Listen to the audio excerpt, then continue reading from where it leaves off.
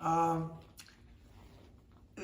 there's a young Indian chief that has been selected to head the tribe, and he's the first one that they've ever had that's been a college graduate. And of course, he holds the position in high esteem, and he wants to make sure that he guides his tribe carefully and wisely. And so one of the first things that the tribal elders ask him sometime in middle of September what the winters were going to be like. And to know how to prepare for whatever weather is to come.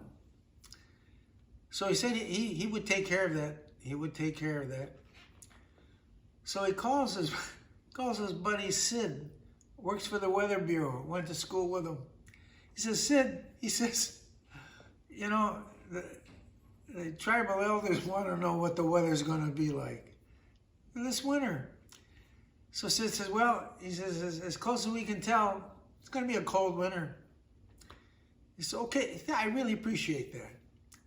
So they have a meeting of the elders, and he's presented, and they said to him, what kind of weather are we going to have for this coming winter?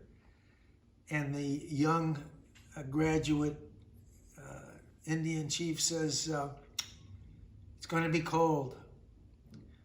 So all of the Indians collected all sorts of firewood. I mean, they just about cut the forest down, collecting all sorts of firewood.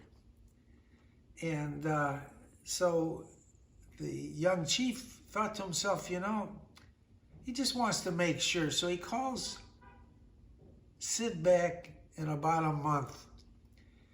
And he says, Sid, I know you told me you thought it was going to be cold for the winter, but are you sure? He says, oh man, he says, I'm positive. He says, well, I know you've got all these instruments there that can tell you what the weather is, and because of what it is, what the forecast could be. He says, but how do you really know it's going to be a cold winter? And Sid says, well, I got to tell you, Indians are chopping down all the trees for firewood.